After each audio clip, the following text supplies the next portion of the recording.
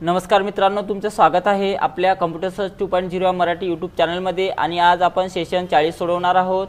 तर बघा, सगळ्यात पहिले आपल्याला इथे लॅबवर जायचं आहे आणि याच्यामध्ये आपल्याला टायपिंगची प्रॅक्टिस करून घ्यायची आहे पूर्ण। त्यानंतर आपल्याला सेल्फ पाथ लर्निंग सोडवायचं आहे। इथून स्टार्ट करा आणि इथून प्रोसीड करायचं आहे। तर बघा, याच्यामध्ये आपल्याला 4 क्वेश्चन्स विचारलेले आहे।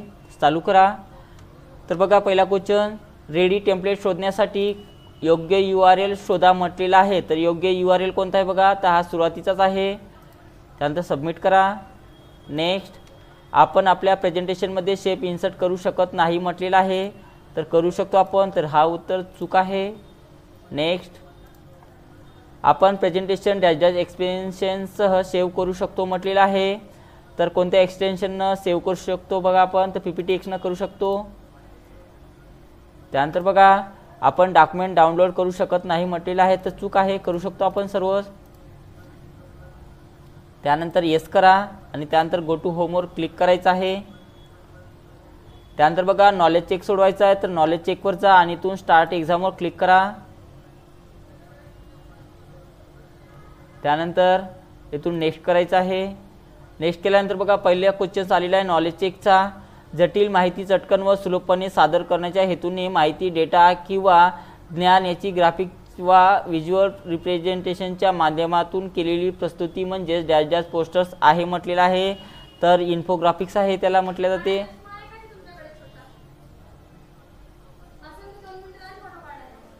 त्यानंतर बघा, मायक्रोसॉफ्ट पॉवरपॉईंट टेम्पलेट पाहण्यासाठी तुम्ही कुठल्या आयकॉनवर क्लिक केले पाहिजे म्हटलेलं आहे। तर मायक्रोसॉफ्ट पॉवरपॉईंट टेम्पलेट शोधण्यासाठी आपण पॉवरपॉईंटमध्ये जाऊन पॉवरपॉईंटच्या आयकॉनवर क्लिक करायला पाहिजे।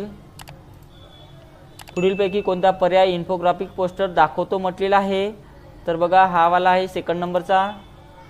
मेनू बारच्या डॅश डॅश टॅब खाली तुम्हाला स्मार्ट आर्ट ऑप्शन आढळेल म्हटलेला आहे। तर कोणता बघा, इन्सर्ट आहे। तुम्ही एक इमेज सिलेक्ट केली आहे आणि तिला ॲनिमेशन इफेक्ट अप्लाय करू इच्छिता, तुम्ही ते कसे कराल म्हटलेलं आहे। तर त्याचं उत्तर पहिलेच आहे। तर अशा प्रकारे आपलं पूर्ण नॉलेज चेक झालेलं आहे। त्यानंतर एंड एक्झाम हे नाव टाका यामध्ये आणि त्यानंतर कन्फर्म करायचं आहे। नंतर बघा, guided do it your self आपल्याला सोडवायचं आहे। तसं इथून स्टार्ट करा, नेक्स्ट करायचं आहे। तर बघा, याच्यातनी किती क्वेश्चन्स आहे, 5 क्वेश्चन्स दिलेले आहेत। तर सर्व क्वेश्चन्स आपल्याला सोडवायचे आहे।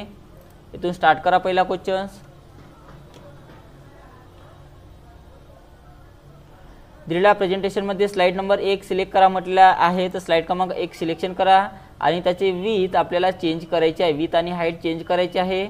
तर बघा, ते चेंज करण्यासाठी आपल्याला डिझाईन टॅबवर जायचं आहे। त्यानंतर स्लाइड साईजवर जा आणि त्यानंतर इथून कस्टम स्लाइडवर क्लिक करायचं आहे।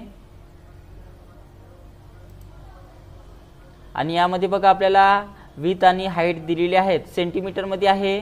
तर त्याची विथ किती दिलेली आहे बघा, जे असेल ते काढून टाका। आणि यामध्ये बघा 22.1 सेंटीमीटर म्हटलेलं आहे, तर CM टाका।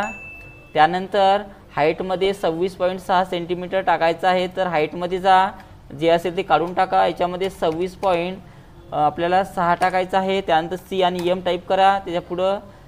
त्यानंतर ओके करा। त्यानंतर मॅक्झिमाइजवर क्लिक करा आणि त्यानंतर आपलं उत्तर सबमिट करायचं आहे। नेक्स्ट,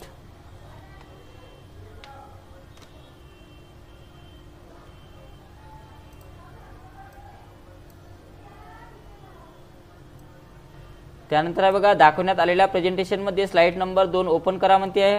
तर स्लाइड क्रमांक 2 ला ओपन करा। त्यानंतर गॅलरी थीम अप्लाय करण्यासाठी थीमचा वापर करा म्हटलेला आहे। तर डिझाईनमध्ये जा आणि डिझाईनमध्ये गेल्यानंतर बघा, आपल्याला गॅलरी नावाची थीम घ्यायची आहे। तर बघा, इथं दिलेली आहे गॅलरी नावाची थीम, घेतलेली आहे आपण थीम। आणि नंतर आपलं उत्तर सबमिट करा। त्यानंतर नेक्स्ट,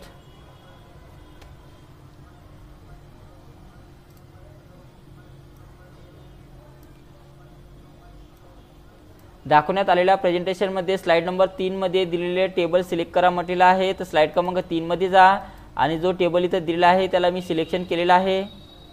अशा प्रकारे क्लिक करा। त्यानंतर टेबलला तुमच्या आवडीची टेबल स्टाईल अप्लाय करा म्हणते आणि त्याचा सेल शेडिंग कलर रेड करण्यासाठी या पद्धतीचा वापर करा म्हटलेला आहे।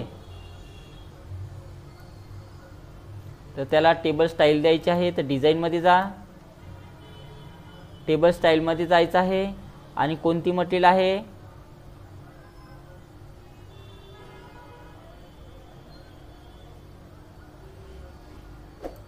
टेबल स्टाईल दिलेली आहे मी। आणि त्यानंतर त्याचा शेडिंग जे कलर आहे तो शेडिंग कलर आपल्याला कोणता करायचा आहे, रेड करायचा आहे। तर इथून रेड कलर करा आणि नंतर आपलं उत्तर सबमिट करायचं आहे।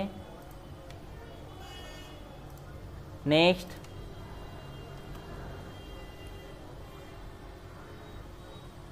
Blank PowerPoint presentation open करा, त्याने स्लाइड साईज स्टँडर्ड 4.3 असा सेट करण्यासाठी याचा वापर करा म्हटलेला आहे। तर बघा स्टार्ट बटनावर जा आणि त्यातून पॉवर पॉईंट घ्यायचा आहे। त्यानंतर इथे ब्लँक प्रेझेंटेशन घ्या आणि त्यानंतर काय म्हटलेलं आहे बघा, स्लाइडचा साईज म्हटलेला आहे। तर डिझाईन टॅबमध्ये जा, साईजमध्ये जायचं आहे आणि यातून स्टँडर्ड 4.3 घ्यायचा आहे आणि नंतर आपलं उत्तर सबमिट करा। शेवटचा क्वेश्चन बघा,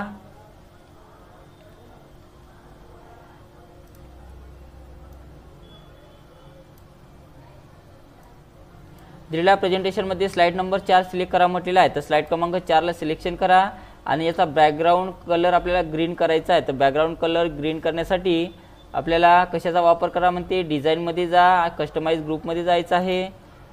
कस्टमाइज ग्रुपमध्ये जा, त्यानंतर फॉर्मॅट बॅकग्राऊंडमध्ये जायचं आहे आणि याच्यातून बॅकग्राऊंड कलर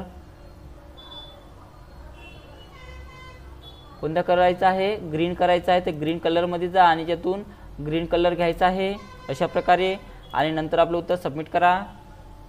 तर अशा प्रकारे सर्व आपलं सोडून झालेलं आहे। गाइडेड डू इट युअरसेल्फ, त्यानंतर येस आय एम वर क्लिक करा आणि त्यानंतर याच्यामध्ये एंड एक्झाम हे नाव टाकायचं आहे आणि त्यानंतर कन्फर्म करा, ओके करायचं आहे।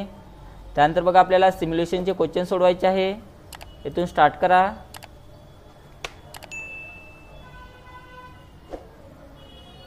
इथून नेक्स्ट करायचं आहे। तर बघा 5 क्वेश्चन्स आहे यामध्ये।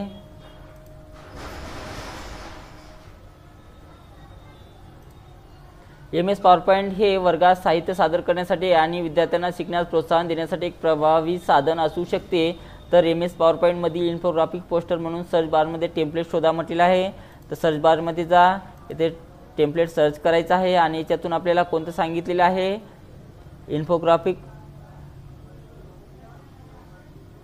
त्यातून कोणते घेऊ शकता आणि त्यानंतर याच्यातून क्रिएट करा आणि नंतर सेव्ह करायचं आहे।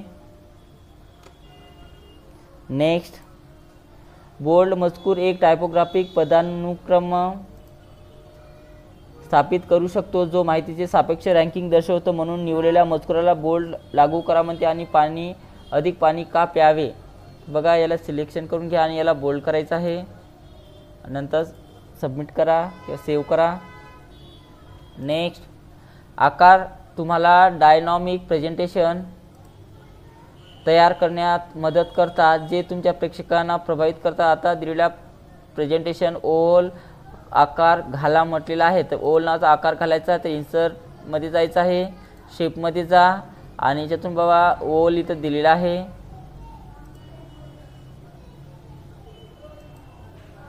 आणि ते ओल आकार टाकायचा आहे आणि नंतर आपलं उत्तर सेव्ह करायचं आहे। कोणतेही डॉक्युमेंट PDF मध्ये एक्सपोर्ट करण्यासाठी तुम्ही फाईल टॅबचा वापरू शकता म्हटलेला आहे। तर फाईल टॅबमध्ये जा, एक्सपोर्टवर क्लिक करायचं आहे आणि क्रिएट फॉर्मॅटवर क्लिक करा आणि त्यानंतर पब्लिश करायचं आहे, त्यानंतर सेव्ह करा। त्यानंतर बघा स्मार्ट आर्ट शैली रंग आणि संयोजन तुमची सामग्री अधोरेखित करण्यासाठी डिझाईन केले आहेत। आता निवडलेल्या शैलीचा रंग कलर फिल SN5 मध्ये बदला म्हटलेला आहे। तर त्यासाठी डिझाईन टॅबमध्ये जा, चेंज कलरमध्ये जा आणि फिल SN5 मध्ये करा म्हटलेला आहे। तर इथून घ्यायचं आहे आणि नंतर आपलं उत्तर सबमिट करा। अशा प्रकारे आपलं सिम्युलेशनचे सर्व क्वेश्चन झालेले आहे। येस आय एम वर क्लिक करा आणि यामध्ये एंड एक्झाम हे नाव टाका आणि त्यानंतर कन्फर्म करायचं आहे। त्यानंतर बघा आपल्याला सेशन सोडवायचं आहे, आपल्याला एंड सेशन सोडवायचं आहे। नेक्स्ट बटनावर क्लिक करा. फ्लॅश मेमरी बघा इथून चालू करा. फ्लॅश मेमरी कार्ड ही क्रेडिट आकाराची घन स्वरूपातील संग्रहित करण्याची डिव्हाइस आहे, ज्याचा वापर मोबाईल फोन्स आणि GPS नेव्हिगेशन सिस्टीम सारख्या वहनीय डिव्हाइसेसमध्ये मोठ्या प्रमाणावर होतो म्हटलेला आहे. तर बरोबर आहे. USB ड्राईव्ह फ्लॅश ड्राईव्ह म्हणून देखील ओळखले जातात म्हटलेले आहे. तर बरोबर आहे. USB ड्राईव्ह मॅग्नेटिक ड्राईव्ह म्हणून देखील ओळखले जाते म्हटलेले आहे. तर याचं उत्तर चूक आहे. स्मार्टफोन यापैकी कोणत्या स्टोरेज टेक्नॉलॉजीचा वापर करतात म्हटलेला आहे. तर फ्लॅश मेमरी कार्ड आहे याचं उत्तर. तर अशा प्रकारे आपलं सेशन कंप्लीशन टेस्ट पूर्ण झालेलं आहे. त्यामध्ये एंड एक्झाम हे नाव टाकायचं आहे आणि त्यानंतर कन्फर्म करा.